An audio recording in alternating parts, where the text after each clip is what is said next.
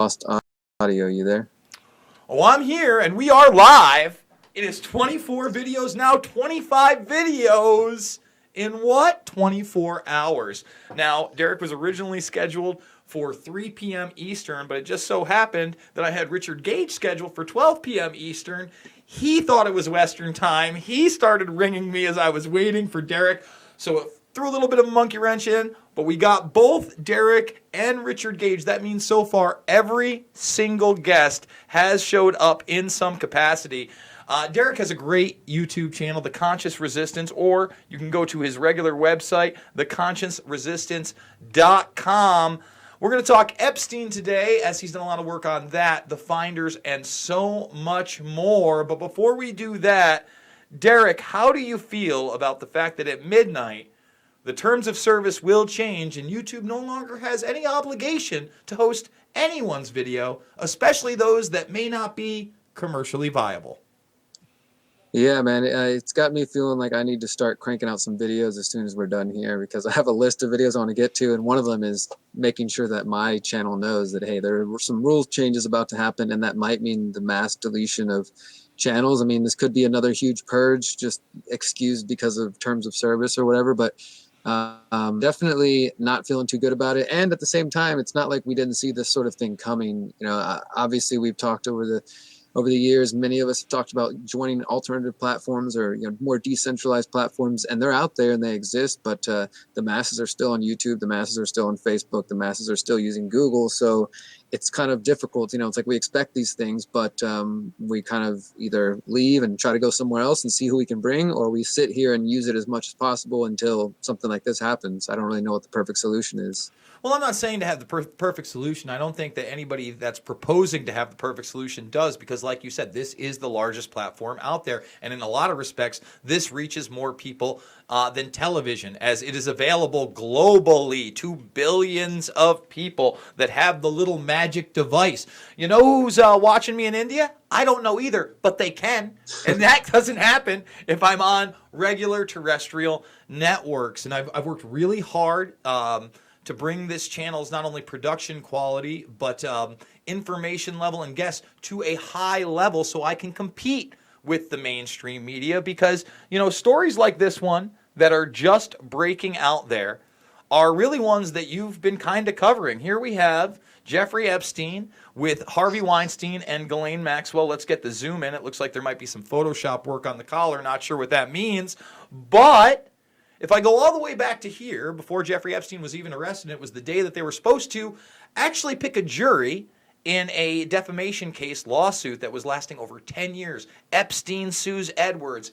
Edwards countersues Epstein. And it goes and it goes and it goes to the day of they're picking a jury, and Epstein pays him an undisclosed amount of money.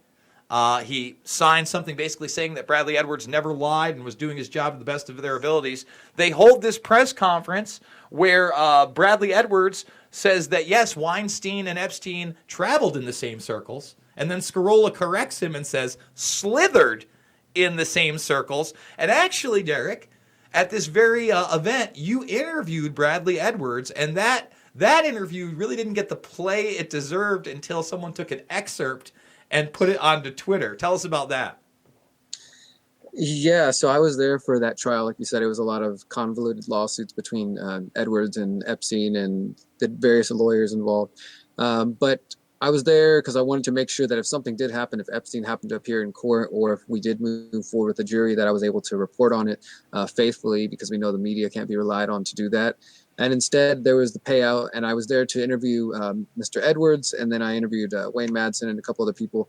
But the interview with Bradley Edwards, that was last December, so it wasn't until maybe, I'd say, sometime over the summer that all of a sudden that video caught on again. And like you said, somebody shared it on Twitter, and essentially proclaiming that that my interview with Bradley Edwards cleared Donald Trump of any wrongdoing or any connection to Epstein, which is not what was said in the interview, but it's how people were trying to spin it.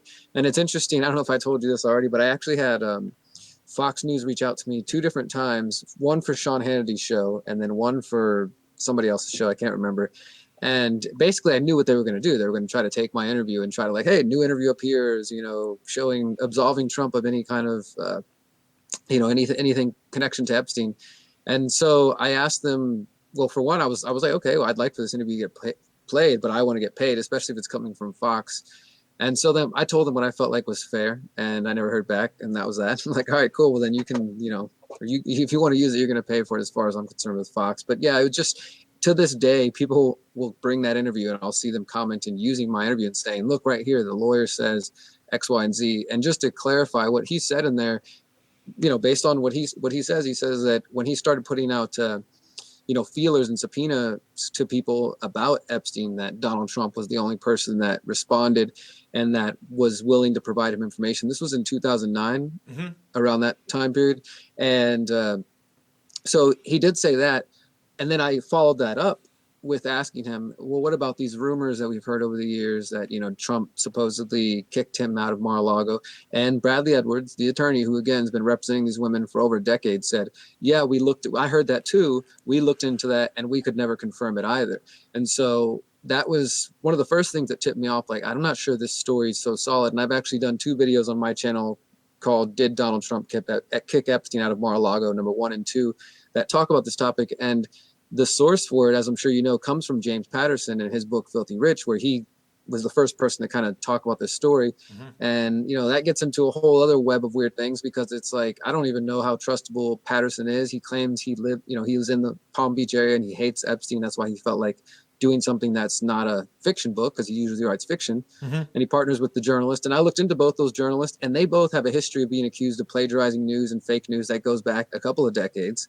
And then a little bit after that, Patterson writes a book with Bill Clinton and tours the country with Bill Clinton. It's like, how could he do a book on Epstein and not know Clinton's involvement? He supposedly hated Epstein. So I've come to believe that even though people use my video for that sort of claim, which I know you see get thrown out there all the time, and it's getting harder and harder for those people to say that, though, now with the relationship with Prince Andrew and the relation, and Trump lying about that. That was incredible, especially because he'd been there 6 months ago, and Andrew was his liaison while they were golfing.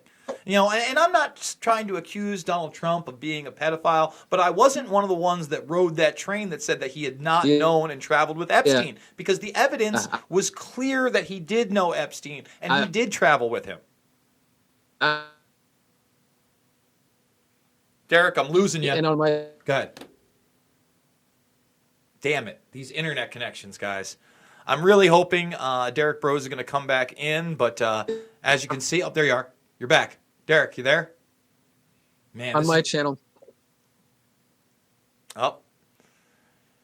Guys, I'm just going to point you over to the videos over at theconsciousresistance.com, because it looks like we are about to lose Derek as we missed the last 30 seconds. But you can subscribe to theconsciousresistance.com with over 44,000 subs right now. And remember, the website is here. He does a lot of great work.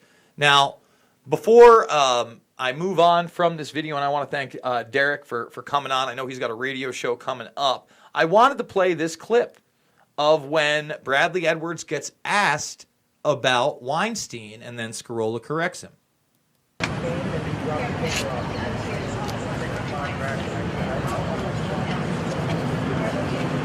He's being asked about Weinstein.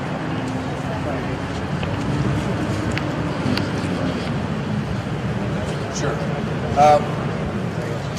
There are some similarities, different age group targeted victims, but there are some similarities. And the most striking is how so first Cosby, and people thought nobody's going to believe me. This guy he's the pudding pot man. And then you have Harvey Weinstein who's basically running Hollywood. And that's somebody who Jeffrey Epstein knows. Those are people that know one another, and they run in the same circles. And once the victims started coming forward one after another, how many times, even after 5, 6, 7 victims of Harvey Weinstein had come forward, were there still doubters? It wasn't until there were so many that Harvey Weinstein himself just couldn't take on the barrage of complaints that everybody said, you know what, that's right. So the victims here see the same thing.